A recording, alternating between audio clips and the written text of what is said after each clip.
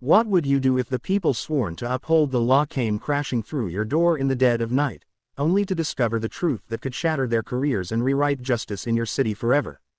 This shocking story will pull you in with every twist, betrayal, and revelation, so stay with me to the end. And don't forget to subscribe for more stories that will leave you breathless and questioning everything you thought you knew about power, justice, and truth.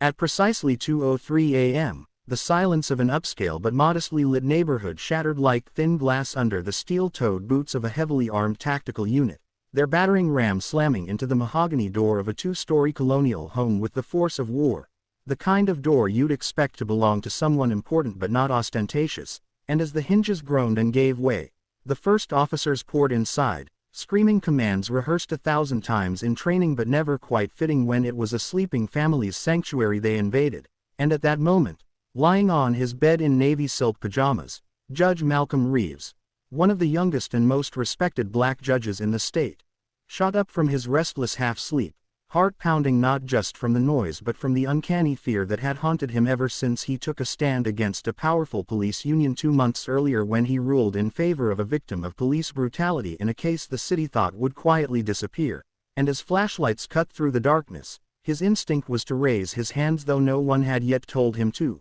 because he knew from countless cases and stories that being a black man, even in his own home, meant no amount of titles or achievements could shield him from the cold barrel of a gun. Yet fate had a strange sense of timing, because when the officers stormed his study, mistakenly believing it to be a stash house because of falsified intel from a corrupt informant, they froze dead in their tracks, not because of Malcolm himself but because of what loomed directly on the wall in front of them. A polished walnut frame containing his official judge's robe, flanked by his law degree and a photo of him shaking hands with the governor, and in that stillness that felt like a suspended heartbeat, the entire squad hesitated, their voices cracking with uncertainty as the realization dawned that the suspect they were treating like a violent criminal was in fact the man whose rulings had recently sent shockwaves through their own department, the very same man some of their higher-ups had quietly sworn to teach a lesson, though none of the rank-and-file officers had expected the address in the warrant to belong to him. And as Malcolm slowly stepped forward, hands still raised but his deep baritone voice carrying a controlled fury, he said, "Do you know whose house you just broke into?" A question not asked for his protection but as a dagger of truth to pierce their illusion of legality, and the sergeant leading the raid faltered, recognizing the judge from televised trials, and for a split second the weight of the unconstitutional raid pressed down like lead on every man in uniform there. But then another officer barked nervously that they had a valid warrant, trying to salvage order, except Malcolm's sharp lawyer-trained eyes immediately noticed the sloppily stapled papers one officer clutched, riddled with errors and suspicious signatures that smelled of forgery, and with a calmness born of years in the courtroom, he said, "That's not a warrant, that's a career suicide note." And though some of the officers wanted to drag him down, to complete the mission and save face, none of them could escape the gnawing truth that the robe on the wall was not just cloth, but a symbol that the man they were violating was no ordinary citizen. They had crashed headfirst into a political powder keg, and what came next would not just ruin lives but expose a system designed to crush dissent, because Malcolm Reeves had always known that by ruling against the city's blue wall of silence he had painted a target on his back, but even he hadn't imagined they would dare to bring the fight into his home, into his sanctuary where his teenage daughter still slept upstairs, and the thought of her being dragged out at gunpoint was the one thing that lit the inferno in his chest. So when he calmly asked to see their badge numbers and the sergeant hesitated, it was clear that lines had already been crossed that could not be uncrossed, and in that moment the phone in Malcolm's hand, which he had secretly activated when the banging started, had already been live-streaming the entire raid to a secure channel connected to a group of investigative journalists and civil rights lawyers who owed him favors, meaning every footprint, every trembling command, every flash of light across the judge's face was already public record,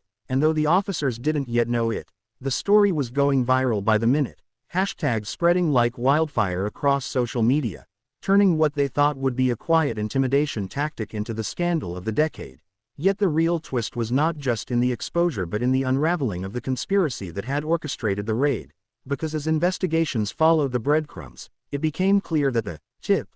leading to the raid had come directly from an anonymous officer connected to a powerful deputy chief who had long despised Judge Reeves for pushing reforms, and once the truth spilled into daylight, alliances fractured within the department itself, pitting those who wanted to cover the tracks against those unwilling to lose their pensions for someone else's vendetta. And all the while, Malcolm found himself not just a victim but a symbol, suddenly thrust into the national spotlight as the judge who had survived an attempted midnight takedown by the very enforcers of the law. Yet the more cameras surrounded his house and reporters begged for interviews, the more he realized that the robe on his wall was both shield and target, protection and bullseye, because the same system that had sent armed men through his door could just as easily manufacture evidence to justify it after the fact, and so he had to play the long game, turning every legal maneuver, every courtroom appearance, every press statement into a chess move against the establishment, while secretly fighting to keep his family safe from the shadows that still stalked them. And as the story unfolded,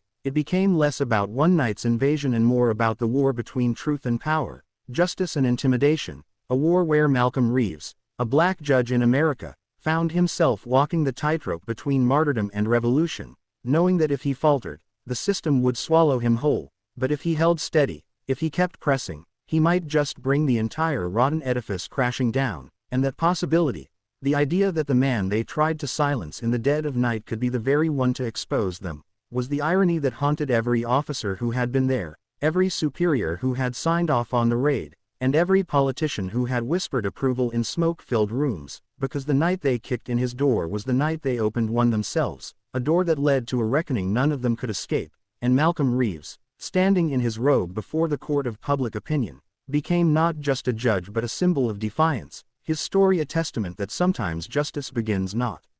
in the courthouse but in the chaos of a midnight raid where truth survives against all odds.